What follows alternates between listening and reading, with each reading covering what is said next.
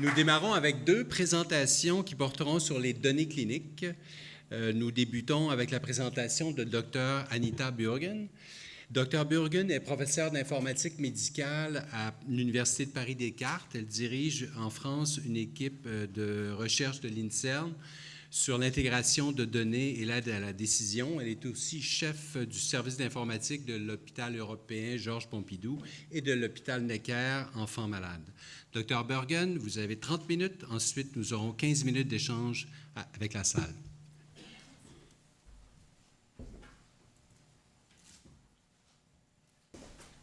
Merci beaucoup de m'avoir invité pour partager sur ce sujet qui est immensément important. Et moi, je travaille dans un contexte hospitalier, donc vous savez qu'en France, nous n'avons pas la richesse de données de soins primaires que vous avez ici. Donc, je vais vous présenter quelques exemples d'utilisation hospitalière et de constitution d'entrepôts de données, ce que nous avons fait avec. Alors, moi, je travaille à l'hôpital européen Georges Pompidou, comme on l'a dit tout à l'heure. L'hôpital européen Georges Pompidou, c'est un hôpital qui est focalisé sur les maladies cardiovasculaires et sur l'oncologie. Et donc, c'est un hôpital qui est le premier hôpital qui a été informatisé en France, puisqu'il a ouvert en 2000 avec un dossier patient informatisé qui couvre la totalité des informations du dossier patient, ce qui nous a permis en 2008 de créer un entrepôt de données, de pouvoir commencer à exploiter toutes ces données sur un certain nombre de projets de recherche, et c'est ce que je vais vous présenter aujourd'hui. Alors, j'aime bien présenter ce dessin qui a été fait par une petite fille. C'est un dessin qui montre que, enfin, je ne sais pas si vous voyez là, sur la partie droite, vous avez la petite fille avec sa famille. Alors, le premier point qui est important, c'est qu'elle est souriante, donc tout va bien, la consultation se passe bien. Et alors, où est le médecin? Le médecin, il est sur la partie gauche, il est donc devant son ordinateur. Et donc, je pense que ça circule beaucoup sur la toile et les gens l'utilisent beaucoup dans le domaine de l'informatique médicale, mais je pense qu'il est bon de le rappeler parce qu'il y a eu un certain nombre d'études qui ont été faites pour mesurer la charge de travail des médecins, des cliniciens, pour simplement documenter le dossier patient dans le dossier informatisé. Et au minimum, c'est 30%. Il y a eu une étude en Angleterre qui allait jusqu'à 51%. Et moi, je dirais, quand les gens passent autant de temps à documenter le dossier patient, on va créer des grandes bases de données et il ne faut pas les gaspiller, ces données. Il faut les réutiliser et apprendre à partir de ces données. Donc, c'est ce que nous essayons de faire. Et nous avons donc constitué toute une organisation. Alors, c'est une organisation au sein de l'hôpital pour réutiliser ces données. Donc il y a des études qui sont approuvées, bien entendu, par le comité d'éthique. Donc jusqu'à présent, il y a eu plus de 70 projets qui ont été approuvés. Alors je vous ai montré comment ça se répartit. Vous voyez que grosso modo, on est sur deux grands champs d'utilisation jusqu'à présent, qui sont l'épidémiologie clinique, c'est-à-dire on va extraire une cohorte et puis on va analyser les différentes données, et puis l'évaluation des pratiques. Ça me semble également extrêmement important. C'est un élément qui nous permet de réfléchir sur les pratiques que nous avons et de les ajuster éventuellement. Et puis il y a un autre point qui est aujourd'hui minoritaire, mais qui est en train de se développer, c'est tout ce qui est support à la recherche clinique. Alors nous avons participé à un projet européen il y a quelques années qui s'appelle EHR for CR, c'est-à-dire qu'on va réutiliser les dossiers patients pour accélérer la recherche clinique. Alors comment est-ce qu'on va l'accélérer? C'est qu'on va avoir un certain nombre de critères d'inclusion pour des cohortes ou pour des essais cliniques et on va matcher ces critères d'inclusion et d'exclusion avec les éléments du dossier patient. Et ça, c'est fait au sein de l'hôpital, c'est-à-dire qu'il n'y a pas d'accès direct aux données. On va envoyer simplement la requête et la requête est faite au sein de l'hôpital. Ça va nous permettre de faire un certain nombre de choses, c'est-à-dire qu'on va pouvoir faire, et c'est ce qui a été, c'est les 5% actuellement d'utilisation au niveau de l'HEGP, on va faire des études de faisabilité. On va voir si on a une cohorte suffisante de patients pour participer à un essai clinique ou pour participer à une étude. Donc ça, c'est le premier point. Après, on va pouvoir matcher automatiquement ces différents critères avec le dossier pour accélérer l'inclusion dans les essais. Au lieu de regarder le dossier avec des personnes qui vont analyser les différents points, on va essayer de le faire de la façon la plus automatique possible pour aller plus vite. Et puis après, on va exécuter le protocole, c'est-à-dire qu'à partir du moment où on va avoir besoin de faire un certain nombre d'examens, par exemple de laboratoire, on va les envoyer directement dans le dossier de recherche clinique. Et on va comme ça intégrer la recherche et le soin et faire en sorte que tout ça, ça soit plus séparé comme ça l'est aujourd'hui, mais que ça puisse coexister de façon extrêmement efficace. Et bien entendu, on va suivre ensuite les effets secondaires des médicaments pour pouvoir aller plus loin. Alors, on a quand même beaucoup de projets aussi sur la prise en charge des patients. En particulier, nous nous intéressons beaucoup à la transition enfant-adulte des enfants qui sont atteints de maladies chroniques. Et on sait qu'il y a un certain nombre de personnes qui échappent au système de santé au moment de cette transition. Et donc, nous avons un travail qui est actuellement en cours pour essayer de comprendre pourquoi les patients échappent au système de santé. Et puis, un point que je voulais évoquer, c'est la pharmacogénétique. C'est quelque chose sur lequel on a commencé à travailler déjà il y a quelques années. Je vais vous montrer la première étude que nous avons faite en pharmacogénétique. L'idée, c'est non seulement de donner le meilleur médicament aux patients, mais c'est de donner également la bonne dose aux patients, donc de faire de la médecine de précision, comme ça a été évoqué tout à l'heure. Alors, on a commencé à regarder les patients qui prenaient un médicament qui s'appelle la thiopurine, et en particulier les patients qui avaient une maladie de Crohn. Vous savez que c'est une maladie inflammatoire intestinale qui est très très lourde et sur laquelle on a un arsenal thérapeutique qui comprend les corticoïdes et des immunosuppresseurs, enfin un certain nombre de traitements qui sont possibles, dont la thiopurine. La thiopurine, il se trouve qu'elle est métabolisée par une enzyme qui s'appelle la TPMT et que cette enzyme, elle peut avoir une activité qui est différente en fonction du fait que le patient n'est pas muté ou a un certain nombre de mutations qui vont influer sur le métabolisme de la thiopurine et sur le TPMT. Donc on avait déjà une littérature qui était importante sur les patients qui avaient une activité TPMT normale, sur les patients qui avaient une activité TPMT faible, mais on n'avait jamais analyser les patients qui avaient une activité TPMT élevée. Et donc nous sommes allés regarder cette cohorte-là, nous avons regardé ces patients-là qui ont une mutation très très spécifique du gène correspondant, et nous sommes allés regarder quels étaient les phénotypes, donc les signes cliniques dans le dossier patient qui étaient associés à cette mutation. Et on a trouvé 2 signes importants qui sont le diabète et l'anémie. Et on l'a retrouvé, et ce qui est important, c'est aussi de pouvoir intégrer la totalité des données, puisqu'on l'a retrouvé dans les données codées, donc les données qu'on utilise pour les remboursements maladie, mais aussi dans les données de laboratoire. Et donc on savait qu'on avait vraiment une relation entre le fait d'avoir cette mutation et d'avoir ces signes-là. Et du coup, ça nous a permis de revoir ces dossiers-là et de comprendre pourquoi ces patients avaient ce problème. En fait, le médicament n'est pas efficace parce qu'il n'est pas donné à la dose suffisante. Et donc, les patients vont continuer à avoir leur maladie qui évolue. Du coup, ils ont une anémie. Et en plus, on va continuer à leur donner des corticoïdes parce que le traitement n'est pas efficace. Et donc, ils vont développer au fil du temps un diabète. Et donc, ce que nous avons fait avec le service de pharmacogénétique, nous avons pris la décision d'aller au-delà des doses autorisées. C'est-à-dire que là, on était complètement hors des clous en termes de doses de médicaments qu'on administrait aux patients. Par contre, ces patients, nous sommes en train de les suivre actuellement. Et le premier point, c'est qu'ils ne développent pas d'effets secondaires. Donc, on est bien sur un problème de métabolisme de la thiopurine. Et on est en train de voir, au fil du temps, si justement leur anémie et leur diabète sont en train de disparaître.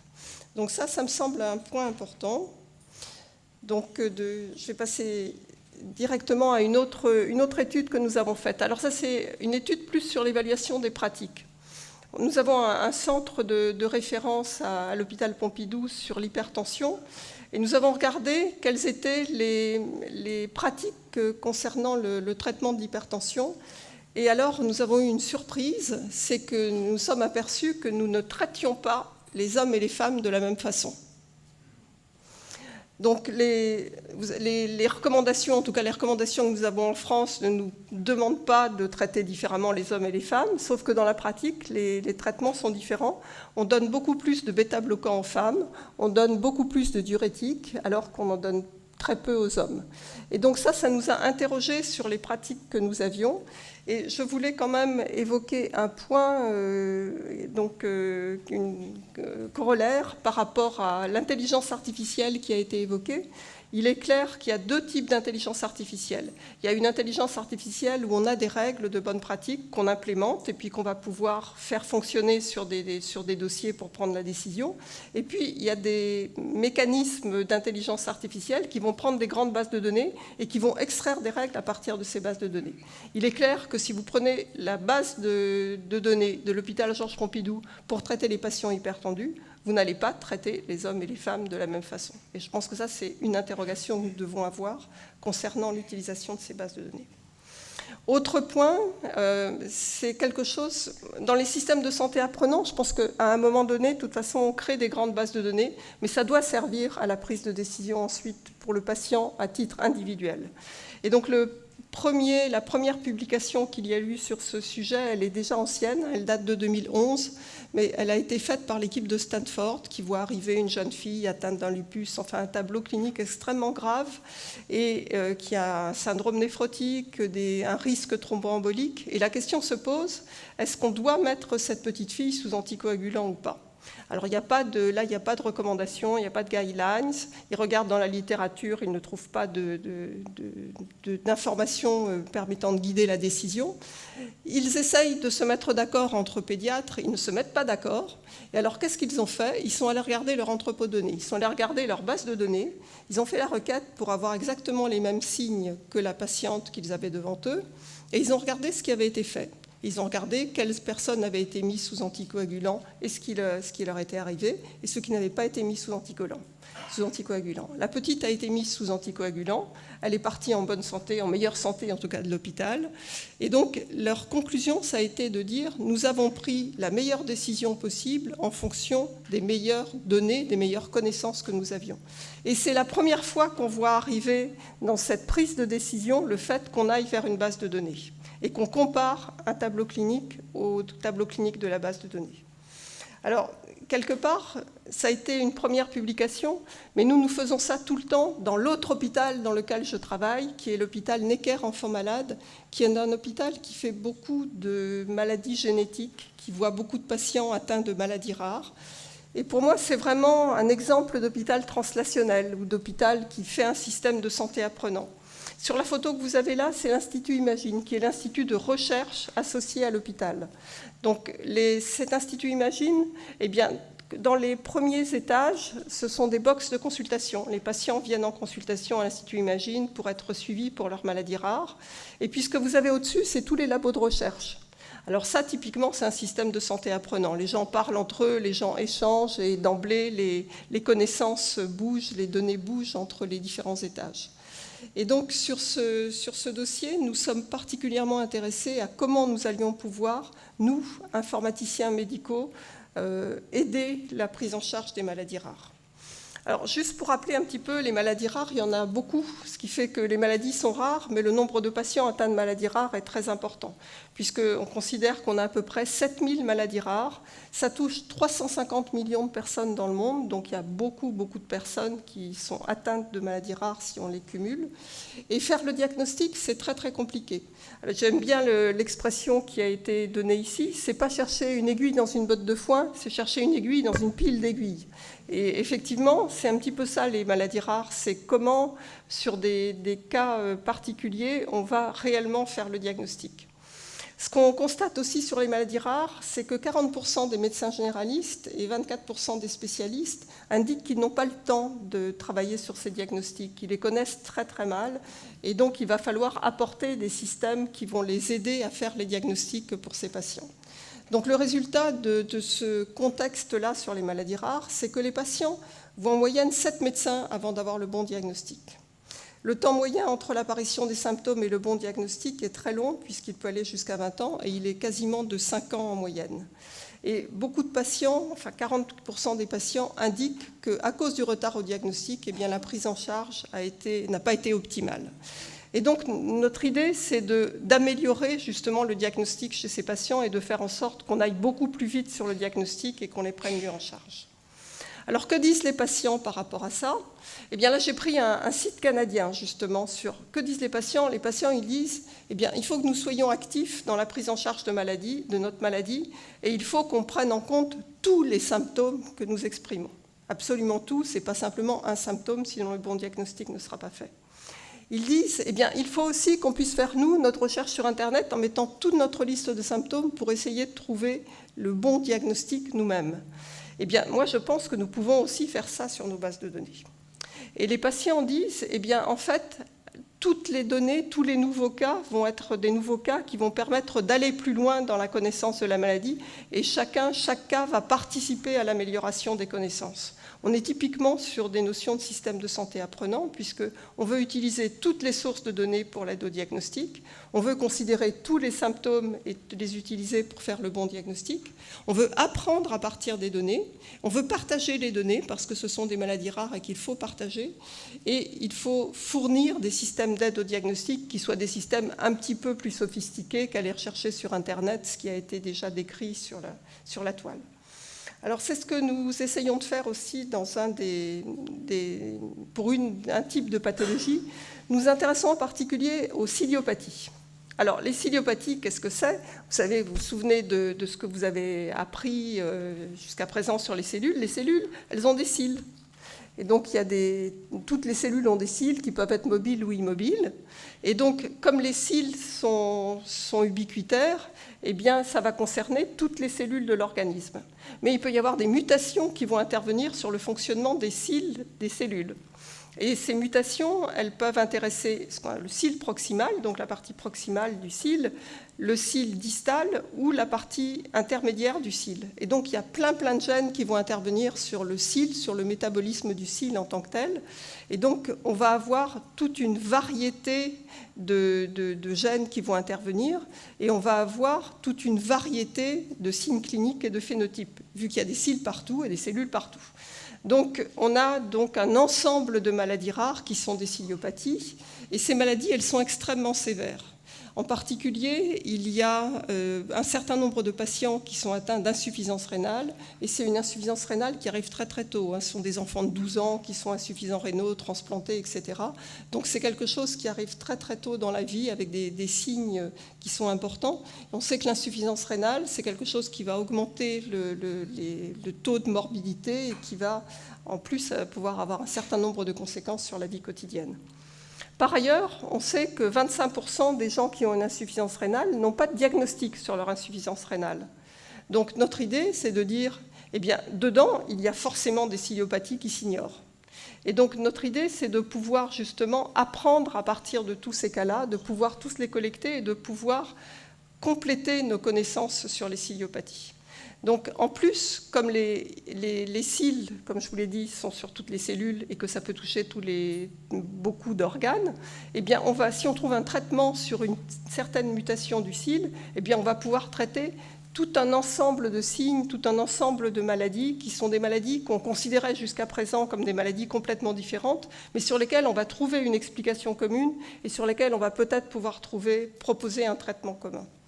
Alors, pour vous donner un exemple, là, donc, je vous ai mis quelques signes, quelques organes qui peuvent être touchés. Ça peut toucher le rein, la rétine, ça peut entraîner de l'obésité, ça peut toucher le foie, avoir des anomalies faciales, des anomalies cérébrales, des anomalies osseuses. Vous voyez, c'est vraiment très, très général. Ce sont des maladies importantes qui vont toucher beaucoup d'organes.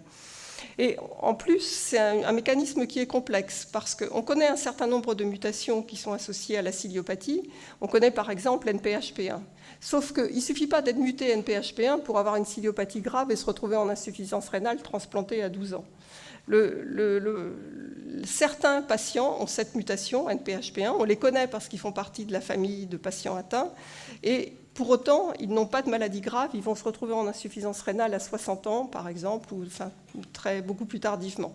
Et on se dit qu'il y a des gènes qui vont modifier justement le fait d'avoir une maladie grave par rapport à avoir une maladie beaucoup plus bénigne. Et on va essayer de comprendre tout ça. Alors, on a développé un projet qu'on a appelé Silico. Alors, pourquoi Silico? Parce que c'est des cils, c'est des ciliopathies, donc on retrouve cils dans Silico. Parce que ça se fait in silico, parce qu'on va mettre beaucoup d'intelligence artificielle et d'intelligence humaine dans ce projet. Et puis, on veut faire très vite. Donc, on veut que ça soit fait illico. Et donc, on l'a appelé Silico pour aller très, très vite et combiner ces trois notions pour traiter le plus vite possible ces patients. Et dedans, alors je ne vais pas vous détailler tout le projet, mais vous avez compris les enjeux que nous avons sur ce projet. Nous allons aussi apporter un système d'aide au diagnostic. Ce qu'on voudrait, c'est que ces patients-là soient diagnostiqués le plus vite possible pour qu'on puisse intervenir et pour qu'on puisse comprendre. Et nous travaillons avec une entreprise pharmaceutique qui s'appelle Alexion, qui développe actuellement un médicament qu'on est en train de tester sur un animal, sur un poisson qui s'appelle zebrafish, donc qui nous permet d'avoir un modèle animal. Et si ça marche, on va pouvoir inclure très très vite des patients dans des essais cliniques très très précoces.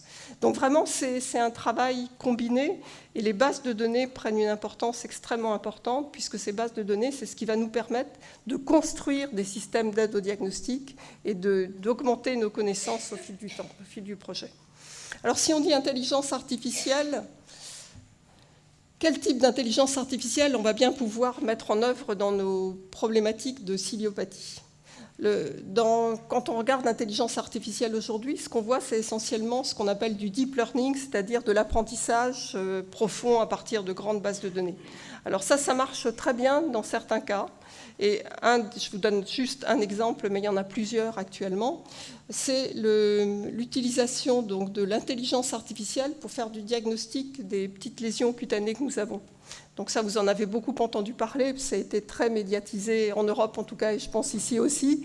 Donc c'est la capacité de pouvoir faire une photo de son petit névus cutané, et puis de pouvoir d'emblée savoir si c'est bénin, s'il n'y a pas besoin d'aller voir le dermato, ou si c'est malin et qu'il faut aller voir le dermato assez rapidement. Et donc ce qu'ils ont fait, c'est qu'ils ont évalué ce système-là, ils ont évalué leur système d'intelligence artificielle par rapport à des dermatologues, et en fait, ils ont les mêmes performances que les dermatologues. 94% de bonne classification, ce qui est la même chose qu'un dermatologue, en fait, parce que le dermatologue, lui aussi, peut se tromper, et on va pouvoir en plus ajuster le système pour demander aux patients d'aller consulter le dermatologue s'il y a un certain doute. Donc, excellent résultat. Sauf qu'on est dans un système qui est quand même relativement simple par rapport à notre histoire de ciliopathie. C'est que c'est une classification, en grosso modo, en bénin ou malin, ou aller voir le dermato, ou alors, il n'y a rien à faire, c'est comme ça n'a pas bougé, etc. Ils sont partis d'un énorme corpus d'images. Donc, ils sont partis de 130 000 images qui étaient annotées, où on savait que c'était des images de lésions bénignes ou de lésions malignes. Nous, dans les ciliopathies, on ne sait pas. On n'a pas du tout ces connaissances-là. On n'a pas du tout 130 000 cas de patients. On va partir d'un tout petit corpus de patients parce que, justement, c'est une maladie rare sur laquelle on ne connaît pas grand-chose. On n'a pas de données standardisées, donc on ne va pas pouvoir utiliser ces méthodes-là, qui sont des méthodes qui demandent des gros corpus de données, des gros volumes de données. Alors, il y a d'autres systèmes, et alors c'est assez amusant de voir qu'on va parler tous les deux du traitement des alertes en télécardiologie. Nous avons aussi travaillé sur le traitement des alertes en télécardiologie pour pouvoir les classifier et savoir, par exemple, s'il y a un épisode de fibrillation auriculaire, un épisode d'arythmie, savoir si le patient doit aller rapidement chez le médecin ou si, parce qu'il est bien anticoagulé, parce que c'est un épisode court, etc., et bien finalement, il n'a pas besoin d'être vu en urgence par le médecin. Et donc, nous avons intégré un certain nombre de données également.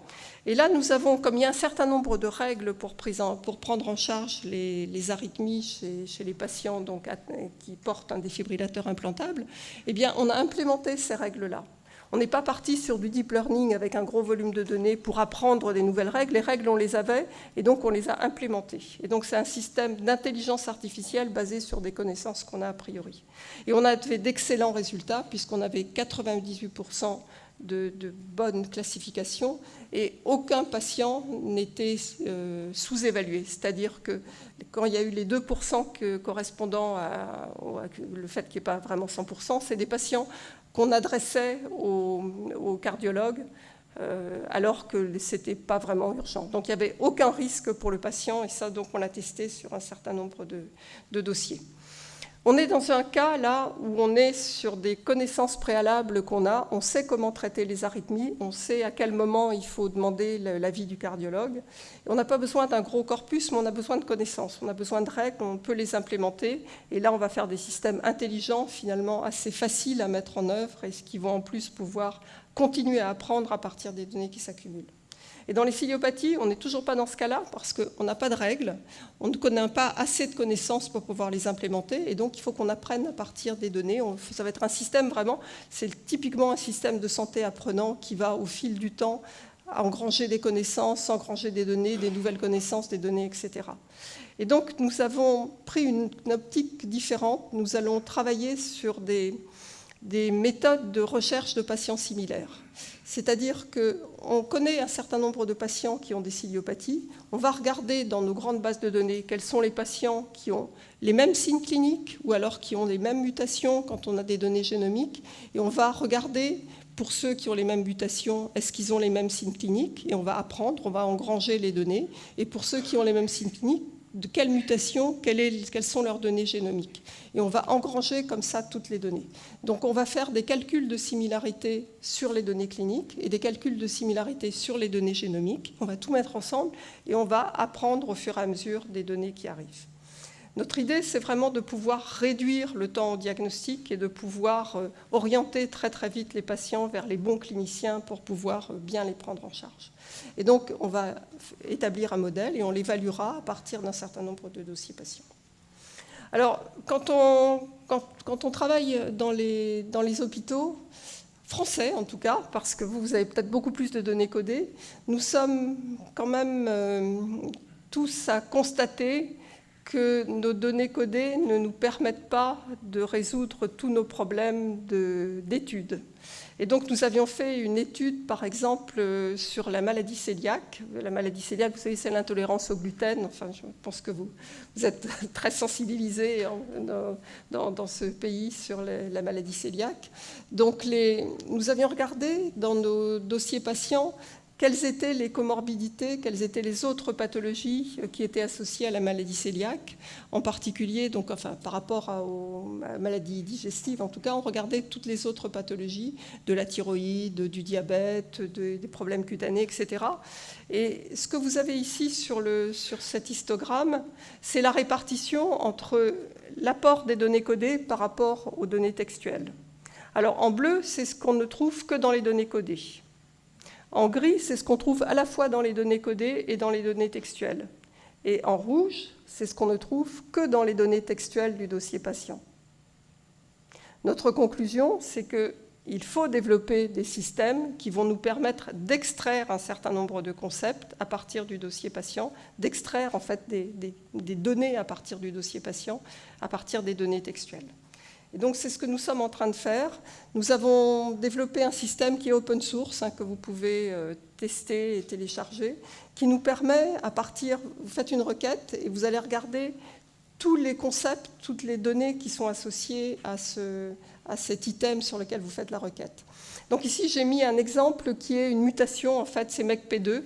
Et MECP2, c'est une mutation particulière sur laquelle on a un certain nombre de connaissances, mais on n'avait pas toutes les connaissances. Et donc, vous voyez qu'il y a un certain nombre de pathologies qui apparaissent ici, et il y en a une qui est le diagnostic, en fait, le syndrome de Rett, et il y en a une autre qui est quelque chose qu'on ne connaissait pas dans les bases de connaissances, qui n'apparaissait pas, parce que ça arrive au fil du temps, au fur et à mesure que les patients grandissent, c'est l'ostéoporose. Et donc, ce qu'on a également comme information là-dessus, c'est que notre système, avec toutes les bases de données, les dossiers patients qu'on a accumulés, vont nous permettre d'affiner le descriptif de la maladie. On va apprendre des nouvelles choses sur les patients. Je ne vais pas avoir le temps de détailler le mécanisme qu'on met en place pour rechercher des patients similaires, mais en tout cas, l'idée, c'est que vous avez un patient qui arrive dans la consultation, il n'est pas diagnostiqué. Vous regardez dans vos entrepôts de données quels sont les patients qui sont similaires, et à partir de là, eh bien, si vous avez suffisamment de données pertinentes de qualité, eh bien, la plupart du temps, le diagnostic apparaît dans les premiers items que vous retrouvez. Et là, par exemple, on a regardé sur un certain nombre de pathologies, sur un certain nombre de maladies rares, si on était capable de le faire.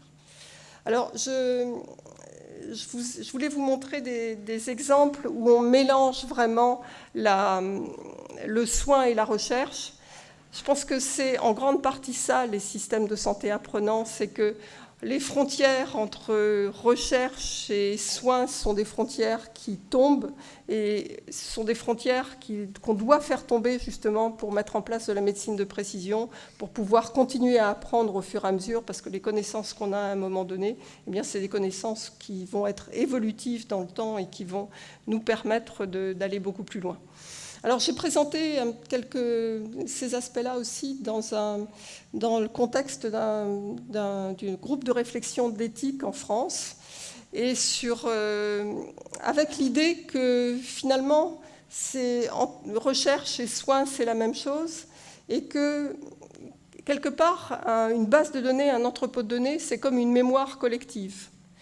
Et on est en train de dire, eh bien, est-ce qu'on va enlever certains patients de la mémoire ? Moi, je n'ai jamais entendu parler de patients qui aillent voir un clinicien et qui disent, en sortant de la consultation, « oubliez-moi ». Donc, pour moi, si on regarde un petit peu comme une mémoire collective les entrepôts de données que nous constituons, eh bien, on devrait garder la mémoire de tous les patients. C'est notre mémoire, c'est une mémoire qui va nous servir à prendre en charge ensuite les nouveaux patients qui vont se présenter. Moi, il me semble qu'il n'est pas éthique de ne pas se souvenir. Il me semble aussi qu'il est éthique de réutiliser sa mémoire quand on soigne un nouveau patient et d'utiliser une mémoire collective pour soigner un nouveau patient. À l'échelle individuelle, c'est l'expertise. Vous allez voir un expert, celui qui a la plus grande mémoire de cas d'une pathologie particulière.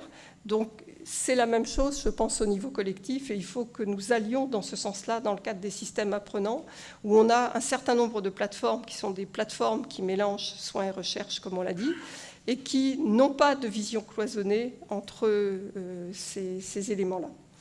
Donc, pour moi, dans un système de santé apprenant, si on arrive à faire tomber un peu ces frontières qui sont des frontières classiques et qui compliquent un petit peu le fait de pouvoir réutiliser les données, en tout cas en France, eh bien, je pense qu'il n'y a pas en réalité de requalification des données. On a des données sur lesquelles on apprend et à partir desquelles on va avoir des meilleures connaissances pour soigner des nouveaux patients. Et je pense que c'est ça qu'il faut mettre en œuvre. Donc voilà, j'ai mis quelques noms de collègues qui ont participé à tous ces travaux, et puis je vous remercie de m'avoir écouté.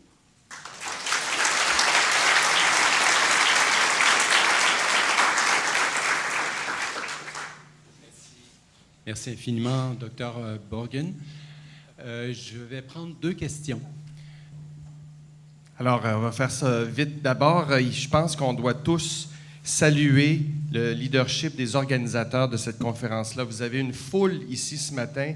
Ils ont tous répondu. Et ça, c'est exceptionnel. La Presse Plus vous souligne. Les gens répondent à l'appel. Tout le monde a tout annulé dans leur agenda pour être ici en foule ce matin. Ça en dit beaucoup sur l'intérêt du sujet et ce moment historique qu'on a de changer les choses ici. De vous entendre, c'est fascinant parce que vous donnez des exemples de comment les données font avancer les découvertes médicales. Vous dites qu'il faut briser les barrières. Qu'est-ce qui a été fait chez vous comme politique publique, comme moyen pour y arriver, pour permettre de briser les barrières qu'on pourrait appliquer ici au Québec?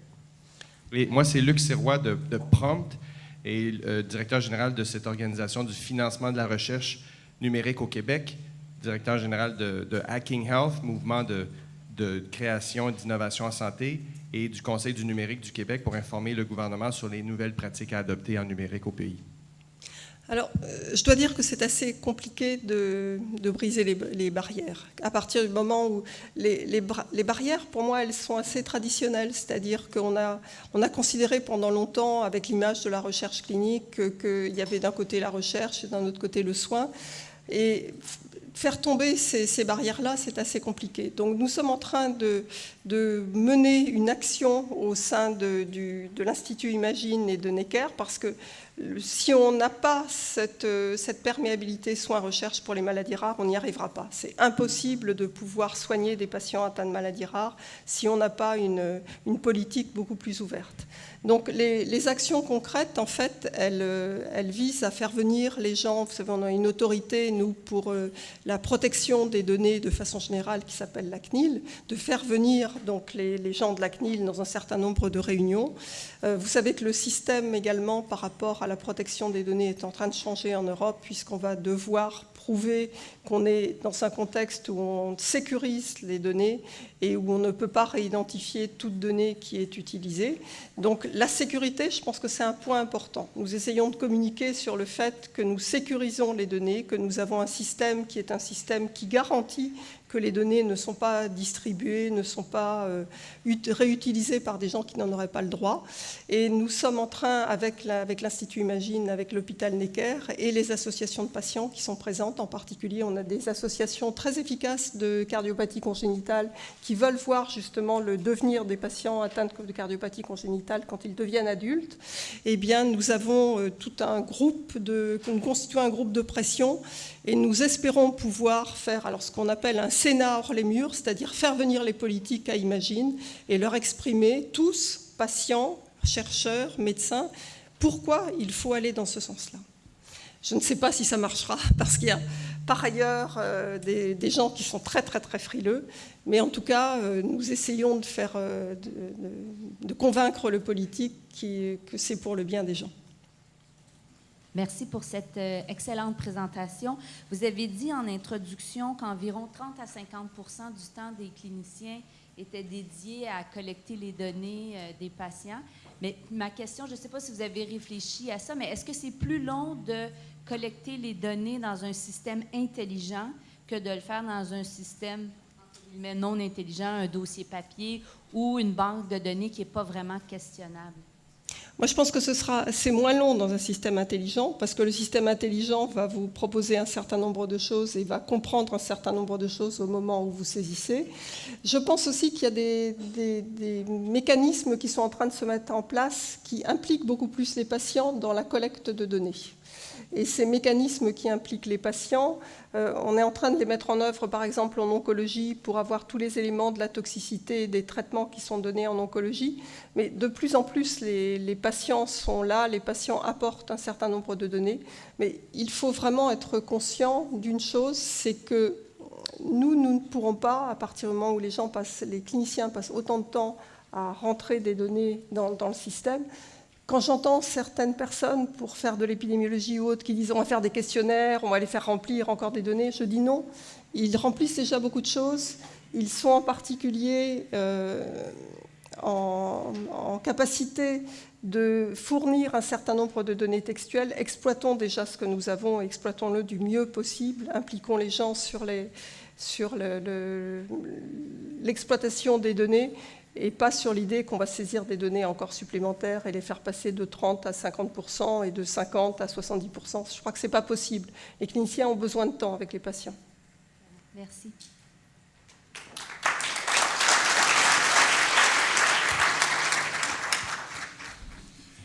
Merci infiniment, Dr. Bürgen, pour cette présentation inspirante.